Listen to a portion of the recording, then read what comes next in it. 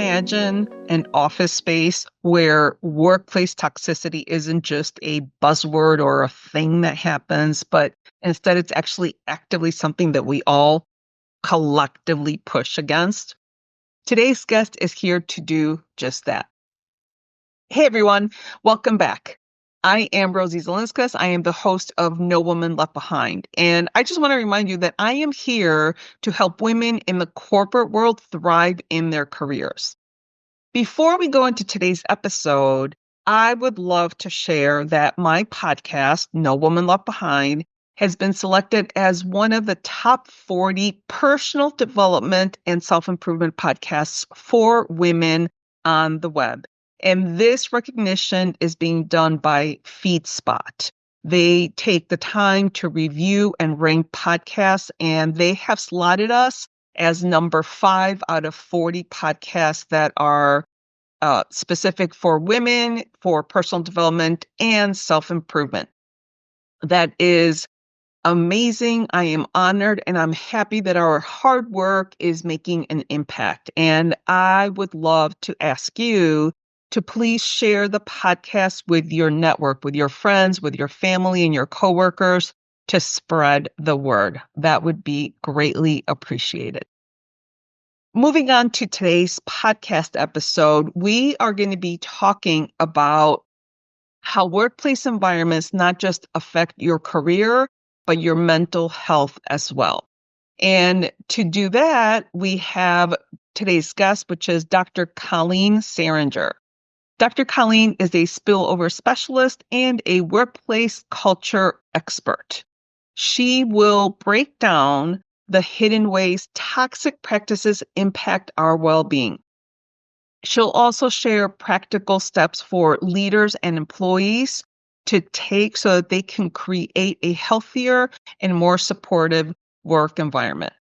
We are going to dive right into this very important conversation. Hi, Dr. Colleen. How are you doing today? I'm doing great. How are you doing? I'm doing really well. Thank you so much for being here on the No Woman Left Behind podcast. I'm excited to talk to you about one of the most difficult and intricate topics, which is workplace toxicity. And you are very familiar because you are a keynote speaker and you are also a spillover specialist, and we'll talk about what that means in a little bit. But when it comes to workplace toxicity, I just wanted to start with a story. I was talking to one of my members. I have a membership, and one of my members was saying that she was responsible for a certain task. It was calling clients. And her boss started doing the same thing without communicating to her that he was going to be calling. It was like reach out sales calls and things like that. And when she approached her boss about, hey, next time, could you just let me know what you're doing? He's like, oh, don't worry about it. You don't need to know that. And he just shut her down. And she felt very unseen. She didn't feel like she was validated at all. And he didn't give her any feedback either way on, was she doing a good job? Was he just worried about sales and he was just trying to help out, things like that. But when we were talking about it, the fact that he didn't even take the time to, number one, tell her what he was doing. And then number two, when she finally approached him, he gave her no explanation. And I know you come from family business. This was a small business as well. But let's talk about, your interpretation of that situation, because to me, that screams, toxicity, where the boss just doesn't think that he needs to communicate properly to, and this was a manager. So let's start there. I'd love to hear your comments on that. Are you ready to accelerate your career? Whether you're just starting out, making your move up the ladder, or ready to take the fast lane, there's one question you need to ask yourself. Where do I stand? Introducing the Promotion Readiness Quiz. in just a few minutes. Discover if you're an emerging leader, a progressive pro, or a career trailblazer. Get tailored tips and strategies to help you grow, elevate your skills, and move forward faster. Take the quiz now and step into the next chapter of your career with confidence. Your career breakthrough starts here. Take the promotion readiness quiz now.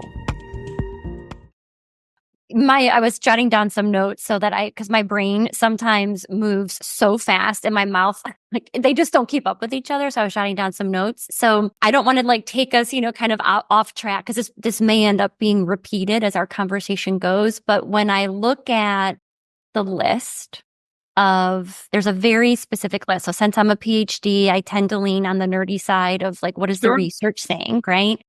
So when I look at the research that points to work-related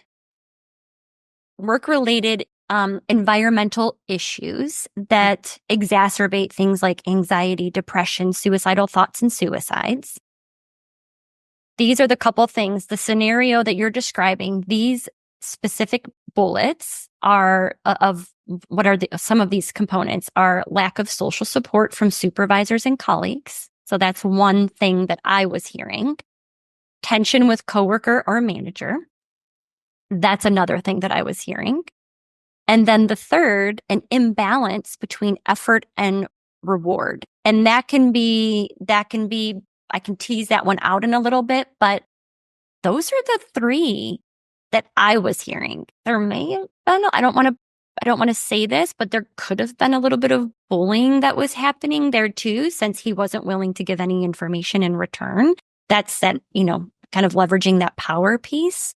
But 100%, as soon as you started going through that story, I'm like, these are exactly the components that we have research that points back to. If these things are happening, this is going to exacerbate these challenges, and it's specific to toxic workplace environments. So that's my immediate reaction.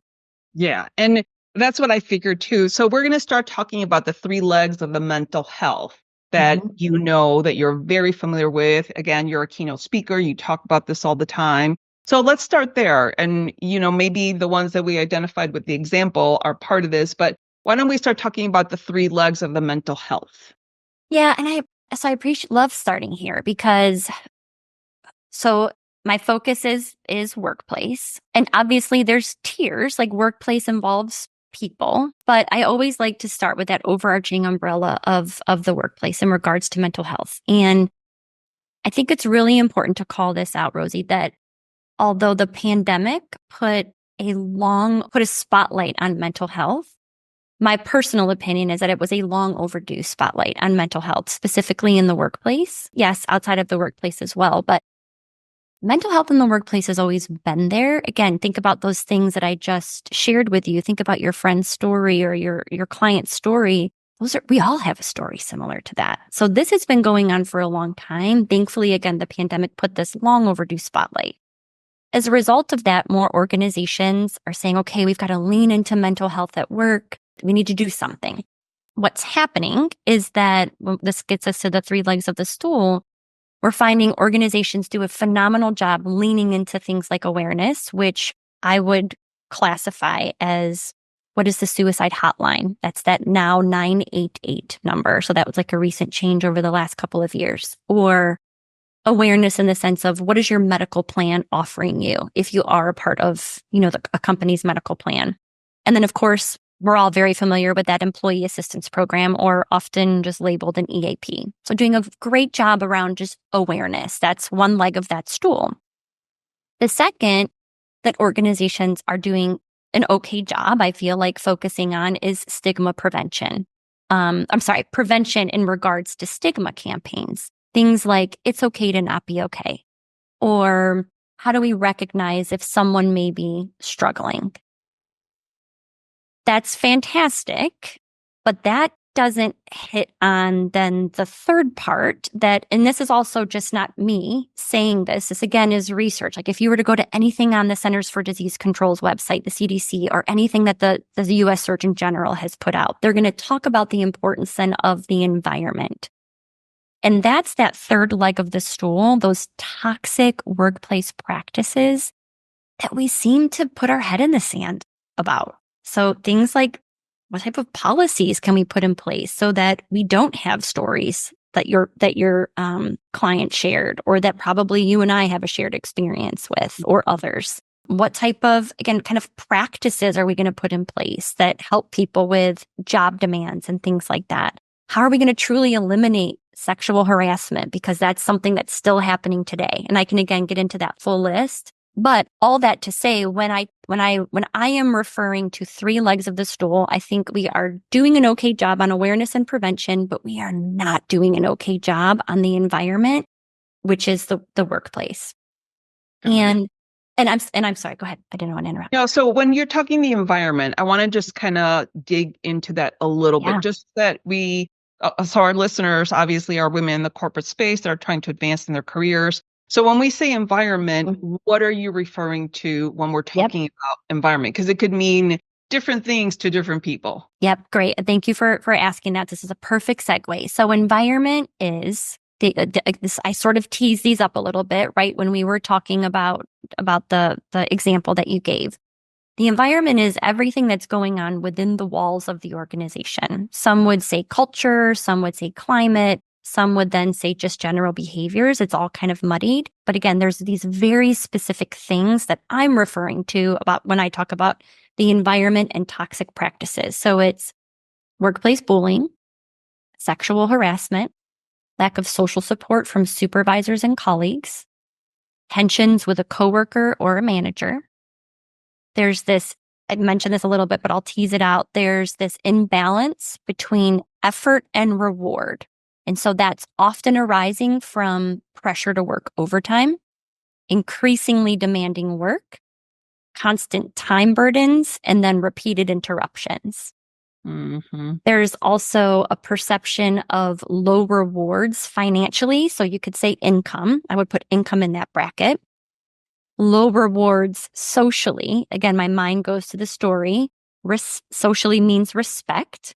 Low rewards organizationally, which would be things like job security and promotions.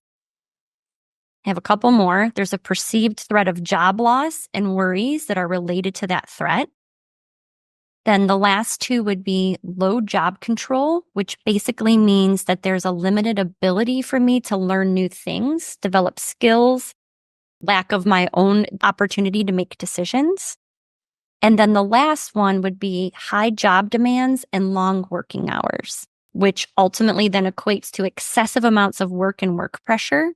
And believe it or not, there actually is there's a number around long working hours, anything that's over 45 to 52 weekly hours or more per week.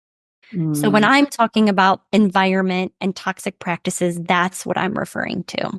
Gosh, and that encompasses pretty much everything that we know is challenging. And I mean, I don't want to say that everything is bad, in the work environment, because there's obviously a lot of good that's there.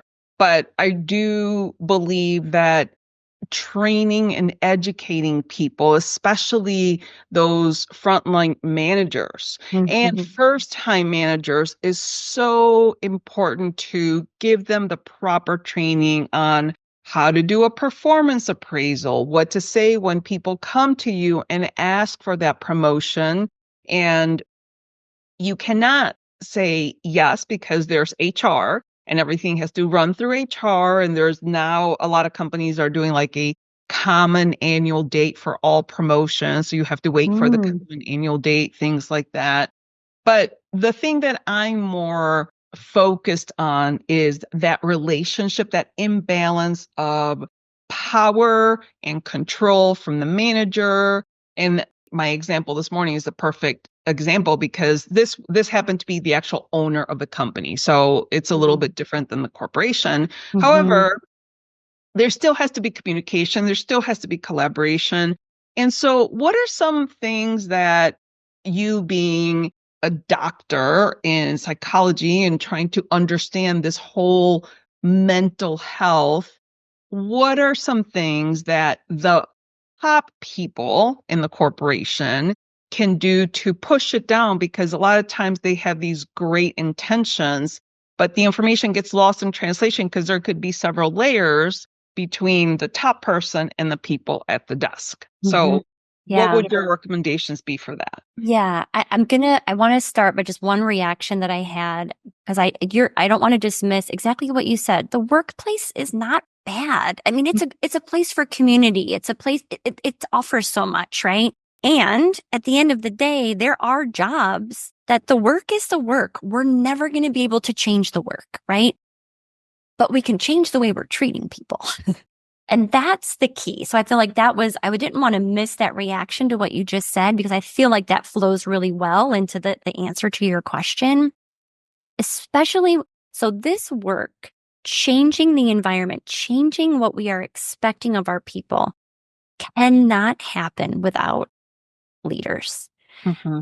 I say that, and I'm going to then also do an and, because I don't want then those that are not in leadership to feel like, great, what about what can I do then? I'm just stuck with that. And I think we'll get into that conversation as well. But at the end of the day, if we are going to make a true dent in how the toxic workplace practices, leaders have to be willing to literally come in with a broom and sweep house, clean it up. Mm-hmm. And not succumb to, well, that person just makes us a lot of money, so everyone has to pay their dues. That's not okay. Right? So, and we know we can't just fix that right away. That can't happen right. I get that. So all that to say, then what are some of the small things I can do now? So if I am a leader and I talk about this, when I'm doing speaking engagements and workshops and things like that, if you are, and this of course would be size dependent from a company. So let's just say you're mid-size. Maybe you're 100 people in your organization and you're a leader.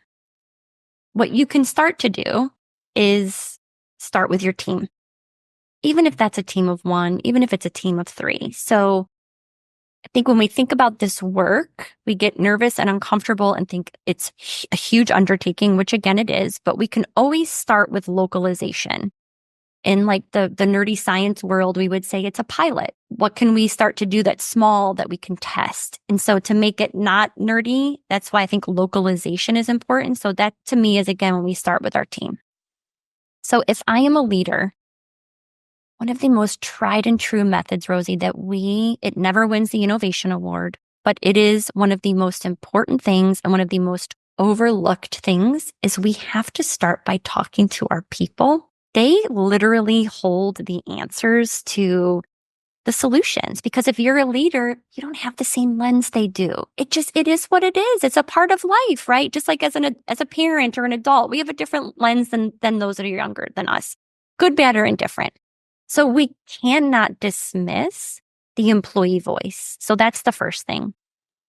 The second then is the observations. So how are your teammates, other team, how are they interacting? Because you'll also then be able to see some of the practices down the road, right? That you're going to probably have to solve for later. And that's maybe where we'll get the broom and sweep up house, right? But without that employee feedback, without those observations, we can't then start to say, okay, employees or team or whatever, what do you think are the top 1, 2, or 3 things that we can put forth as a team? Because if we're going to create it as a team together, that's how we're going to get the buy-in for it to be something that can stay and make our teams grow and more productive and all that good stuff. And so I know what I just shared doesn't maybe seem like the most impactful, but it is literally the most impactful, because again, at the end of the day, what you're able to do is to create, okay, how are we going to work together? Are we going to do no emails past a certain time?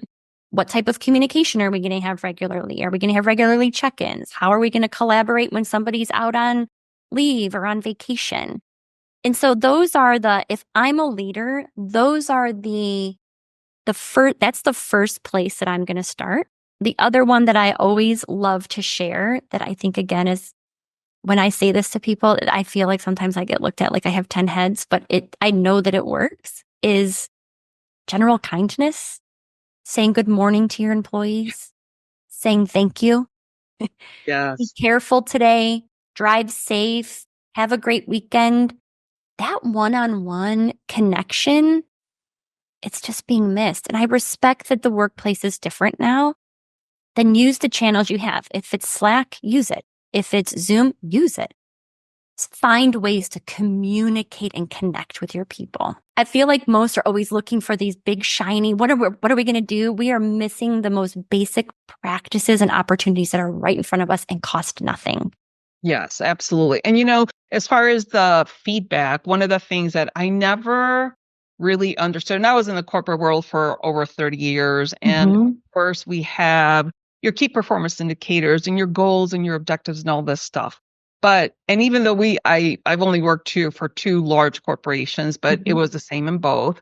Whenever the leadership team wanted to deploy some kind of strategic objective, instead of taking the time to survey the people that were at the desk, say, hey, this is what we're thinking of doing. This is what we're going to do. Almost kind of like do a preview before it was deployed so that you can understand all the questions, all the repercussions.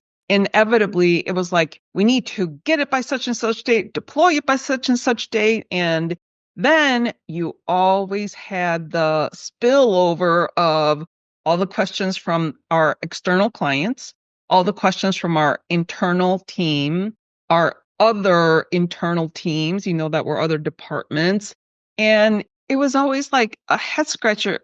Why can't you just talk to your people, ask them, hey, poke holes in this, and let's talk about it, see how it impacts you, and then you can give me feedback. And that's what you were referring to, is like feedback from your people at the desk, the people that are face to face with the clients. Those are the people that you really need to get the buy-in. Yes, the boots on the ground. I mean, again, it's like exactly both of what we're saying, that example that you just gave. I mean, again, it's not like, this is not rocket science. It's just the most important first step. Yeah. It's crazy. So many companies overlook it.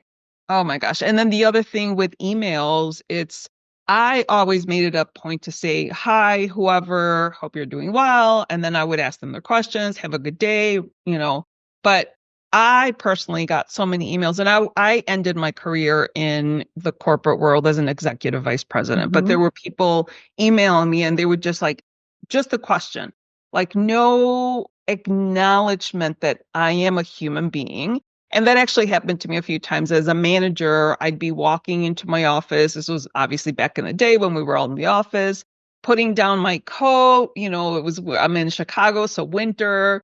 And someone from my team would walk in and ask me a question. And I would always turn to them and I say, good morning, so-and-so, how are you today?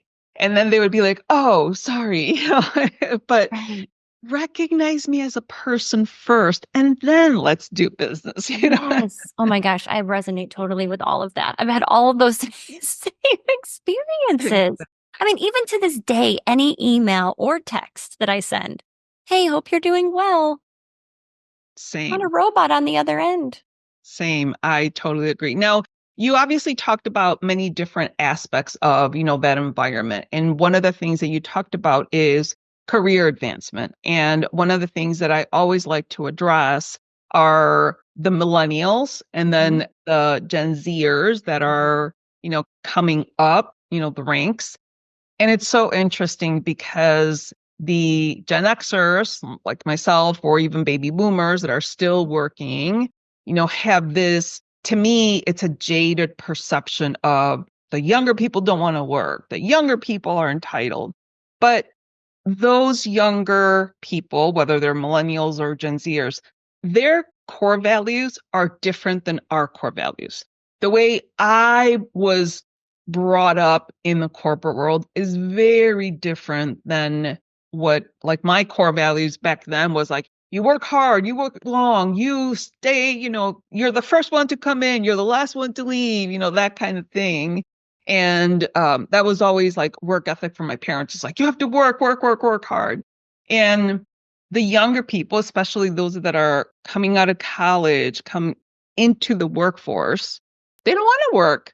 the 50 hours a week. They want to come in, they want to do their job, they want to do a good job and get recognized for their work, but they want a life outside of the corporation because they saw their parents working really hard. So I'm curious about what your perspective is from that difference between the older generations and the younger generations, and what you are observing with the younger generations and that those boundaries at work. Yeah, I love this question. So I'm also Gen X, baby boomer parents. My parents were small business owners. Again, just kind of my personal opinion, but also what I'm seeing and hearing, I would say. So I also grew up with that, not expectation, but that teaching that you work hard, you grind. I personally wanted a life. So I'm a big boundaries person. And so I'll table that for just a second because I think that's really important. But this is one of the things that I would, if you were to take a step back and kind of research and just Google, what do all of the current generations that are in the workplace have in common? What you will see is there is a common thread, is that people want to be respected and they also do want time. Mm-hmm. And so to me, that really says that we have some maybe baby boomers or Gen Xers that are just not being fully forthright or honest, right? Because I think, again, when you lay out this information, respect and time. So to me, that's also like, I want a life. I don't want to work that hard, right? But I feel like I have to.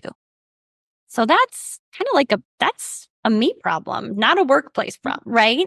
Yes. So I share all that to say that I think that when I think about myself in the workplace, was I still working hard? Yes, but I was expressing my boundaries and not a lot of folks were. I love that those that are coming into the workplace now are trying to establish that early. That's what I see. And I think that's a huge win.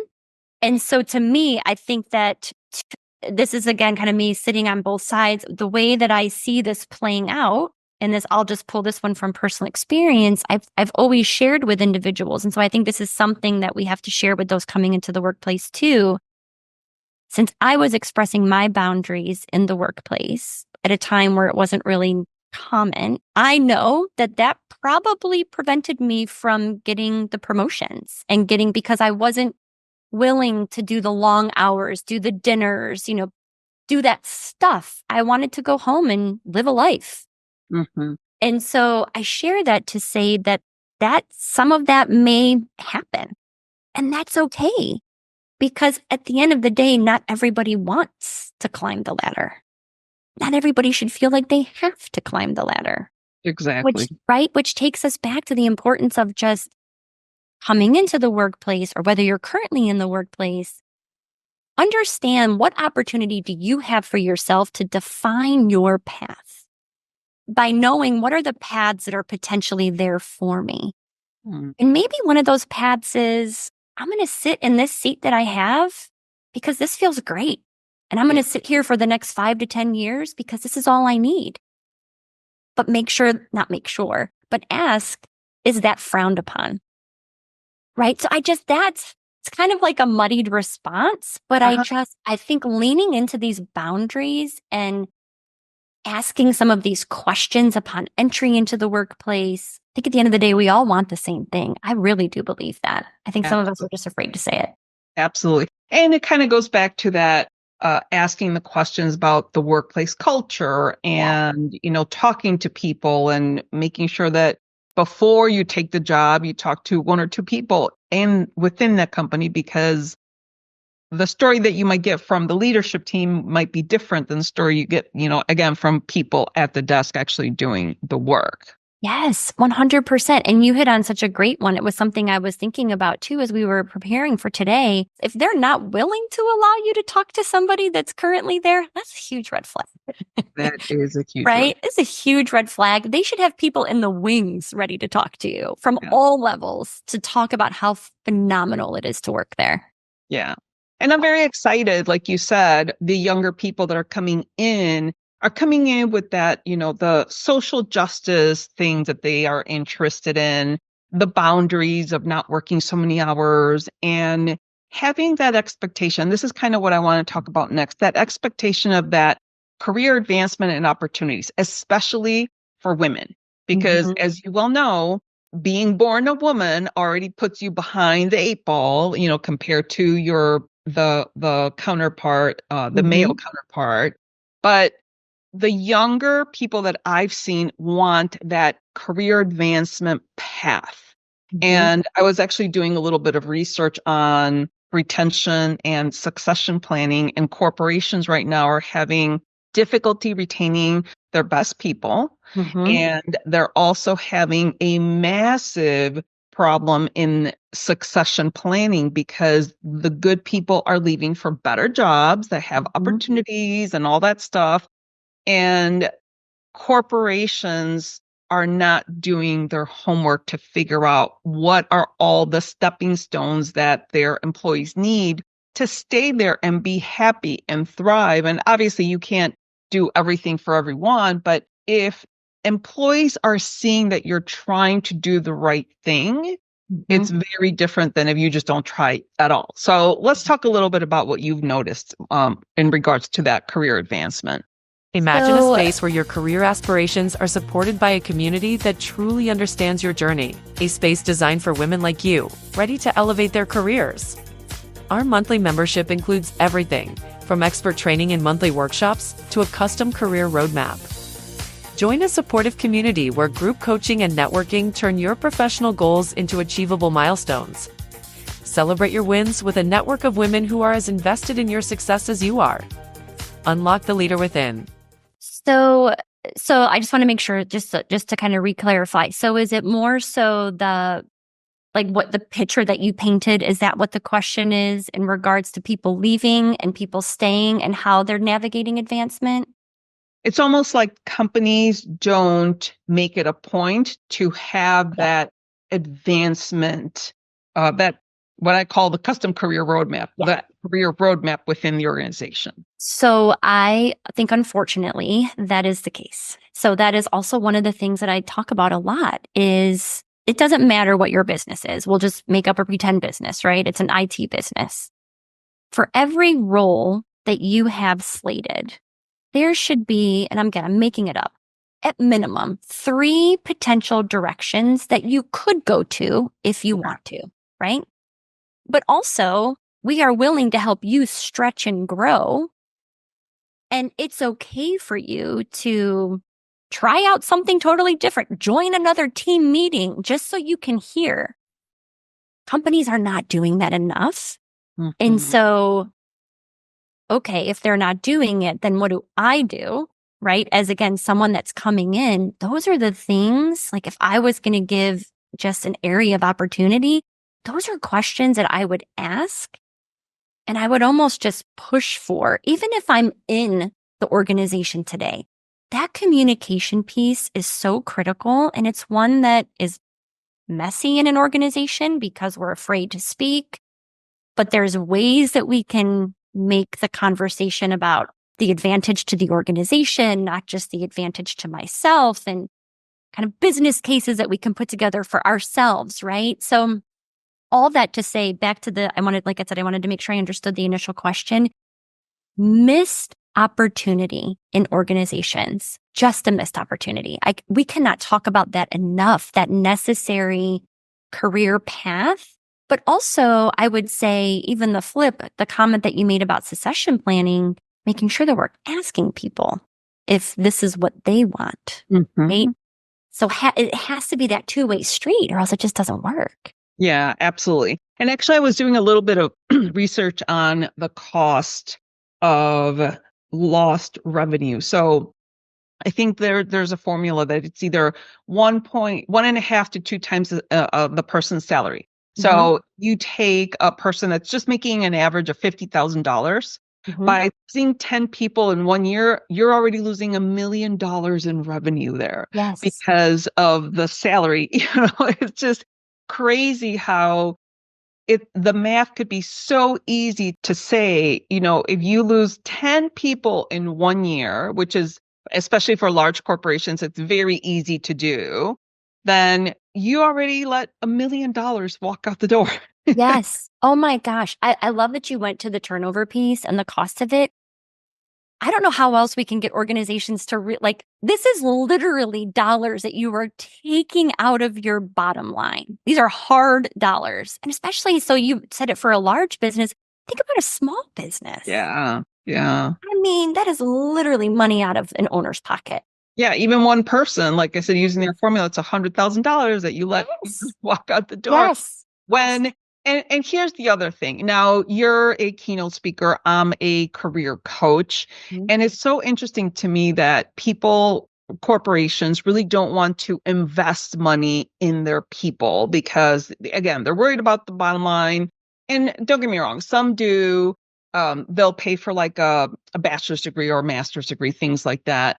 But they won't pay for career advancement. Like for me, I can come in and help create a custom career roadmap for your people and make sure that it's all aligned and things. And there's no value from the corporation in that, but it's okay for people to leave. And they're like, okay, let's start hiring other people. And that's just $100,000 out the door right there. And that's just an average, again, $50,000 salary, let alone someone that's making, six figures, then you're already at, $250,000 with the average, VP that walks out the door. Yes, I'm with you. I get so puzzled. To me, again, the solutions, they are right in front of us. Yes. We just have to flip it. It's almost like kind of the standard, flip the negative to the positive. The positive is to create the paths. And it really doesn't take that long to do it. Exactly. You just have to be willing to. Yeah. And it's so interesting how this conversation about, toxicity workplace really is about retention and, like you said, succession planning and asking people what is it that they want. And if corporations, companies, both big and small, just spent a little bit of money on that piece alone, I think they would just have tremendous success on retaining people. And I know this is an old statistic, but I remember hearing that if an employee is happy in the corporation, their productivity goes up 14%. So, I mean, that's huge when it comes to everybody, pushing towards the same, way together. Yes. Oh my gosh. Yes. Yes. Yes. Yes. The statistic is still valid. And it also, I mean, gosh, even when it also brings more people in. So when you are hiring, the happy employee is recruiting for you. They're constantly recruiting for you. Absolutely. So when you are ready to hire. So I'm going to transition the conversation a little bit to kind of your story. So obviously you're a doctor in psychology and you're a keynote speaker, a spillover specialist. So tell me a little bit what a spillover specialist is and how you actually got to be where you are today from your career perspective. So I have always, I'll start by trying to think if I maybe want to start by the spillover specialist piece. So I'll say this. So my entire career has really been working with organizations, sitting at the table with organizations large and small to help them navigate the culture. I like to call it environment because culture is it's a big word and there's a lot of ways to break it down, but really to help them alter their environment so that they can better the health of their people. And I had teased this a little bit when we got started. I am the daughter of small business owners. And so maybe without really being aware of where I am today and kind of when I think about my backstory with my parents and watching them go through mental health crises, heart attacks, because of the stress from being a small business owner, right? And then the pressure that they put on themselves. And even if you're not a business owner, I do believe innately we all want to do a good job when we're at work. So you put that pressure on yourself, right? Because we just want to do a good job. So all that to say, when I think about, again, when I try to put these two things together, the whole spillover specialist is that the demands are high. Life is high. You're putting all this pressure on yourself. That trickles over into things like mental health crises or heart attacks. We have science that connects it. It really wasn't super black and white back then. but we have science that now literally points to these things. And so all that to say, this is the work that I've always been doing. I went and got my PhD kind of mid-career. I want to make an impact in this workplace. I know that we can be better. I know that we can. And I know that there's business owners, leaders, even just boots on the ground people that want to better the workplace. And so anyway, so that's kind of my like overarching path. And then I think the other thing that I'll plug in is because I left corporate to come out and do my own thing and really lean into the speaking piece, because I do believe that by way of the stage, we can hopefully help more businesses make an impact rather than just sitting across the table from one. Mhm. I'm at this point in my career where I need more to be impactful. Yes, absolutely. I get that. Well, thank you for explaining that to us. And I want to close the loop on just one final thing before I ask you for the tip that you're going to leave us with. But we talked about a lot of leadership and what the leaders can do. But we also talked about what can you do if you're not a leader and you're an individual contributor. So what is it that we can do as an individual contributor when it comes to that workplace environment? So kind of a couple of things. One, I would say that I think we're often putting things external. And so I am a big believer that we do have to start with us. And so understanding like what are the social cues? What am I receiving? Is this because I had baby boomer parents that told me X, Y, and Z? Is it real? Isn't it real? Kind of some of those little things, which I know sounds silly, but I do believe that we have to really kind of start with like the internal, like, let me do a check. The other thing is the boundaries. I mean, if I don't have the ability, because I'm not in a leadership seat, to change the toxic workplace environment, then I certainly have the power to kind of push back in a way that I'm most comfortable with. Again, respecting that it may have a negative impact. But I think that is so important is the boundaries piece. And then the third thing that I would say is, and this is me kind of leaning outside of my realm a little bit and maybe a little bit more into yours, Rosie, is you got to always kind of have yourself ready to get that rug pulled out from underneath you, whether it's because you just can't handle it or because they say you're done. And so again, this is kind of leads into my tip, so I don't want to tease my tip, but you have to take care of yourself. You have to protect yourself. And so be ready, whether it's working with a coach, whether it's whatever the case may be, invest in you if your company's not willing to. I love that. And, it's so interesting because I always say this to people when you're growing up, you're in little league and you have a coach and you're in music or dance or, volleyball, whatever sport or, music or extracurricular activity, you have a coach. And then all of a sudden, when you go to college and then you go into the workplace, you no longer talk about getting a career coach. And now it's becoming more commonplace to get a coach. I mean, there's coaches for everything now, which is amazing, Mm-hmm. but it's still not the norm of like, hey, I have a friend that's going through a divorce. They hired a divorce coach. I was like, oh my gosh, that would have been great for me knowing that, 20 But so yes, taking care of yourself is really important. And then from my perspective, like you said, having that career roadmap at the ready, you can't be figuring out, oh my gosh, I have to get a resume done when people are downsizing, constantly, in this day and age. So you have to do the work. You have to be promotion ready is what I call it. But Well, I with love that, that. yeah, well, with that, let's talk about your tip then. So my tip is, I said it already, protect yourself. But so I'll take it to that inner work, which again, like you have to be promotion ready. You have to also know who you are, what your core values are, right? Again, what your boundaries are, what you're willing and not willing to stand for in order to be promotion ready. So to me, it starts with you, it ends with you. Protect yourself. That's my final tip. I love that. I love that.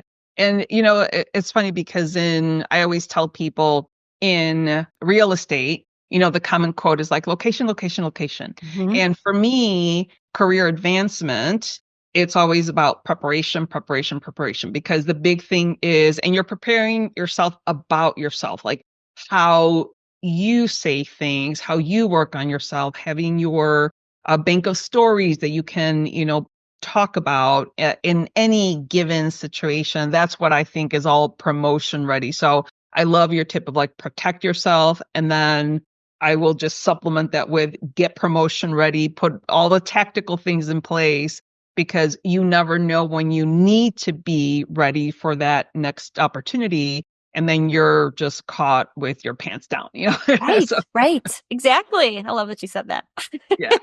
Well, Dr. Colleen, thank you so much for all of your wisdom that you have shared with us. I think all of the information that we talked about, it's not difficult. It's actually quite simple, but it's that implementation that you need to do. So how do you help, or I should ask you this, like when you do your keynote presentations, what do they address when it comes to the toxicity? Yeah, so I have an action framework that I've from my last 25 years of, experience being in the corporate world where I did work with just industries across the board. I put together a framework. It's called a 360-degree action framework. And it literally, again, I'll educate from the stage. It does allow me to take it into workshops and then even do one-on-one projects and work with organizations, but it is literally all around how are we going to acknowledge and assess? How are we going to communicate to connect? How are we going to build trust? How are we going to actually then implement? Because that A is all about the employee voice, the observation, so that we know where we're going. Mm. And then how are we going to operationalize it so that it does ultimately make itself throughout the entire organization? And then we've got to normalize everything when it comes to the health of a human. And so that's really what I lead with. And then it just opens up additional opportunities if they arise. Wonderful. Well, again, thank you so much for your time today. Great conversation with Dr. Colleen. I'm going to talk about 3 key items that I thought were pretty significant to just kind of recap. The very first one, Dr. Colleen said that we're doing well enough in the awareness and prevention, but we need to work on that toxic environment. So while most places are okay on the first 2, addressing toxic environment is where the real change is going to happen. The second key takeaway is that leaders must start small. Listen to your employees and act to create supportive environments. This is really critical for retention as well as productivity. The third takeaway is that as an employee, setting boundaries and staying prepared with a clear career roadmap are really vital for navigating workplace challenges. Dr. Colleen leaves us with one actionable tip. She says, protect yourself by knowing your core values, setting boundaries, and investing in your growth, even if your company won't, which I think is fantastic advice. All of Dr. Colleen's links can be found on the episode website, which is just one click away. I wanted to make sure that you check out the promotion readiness quiz to see how close you are to your next promotion. And also a reminder that the Unlock the Leader Within will be relaunching again on International Women's Day.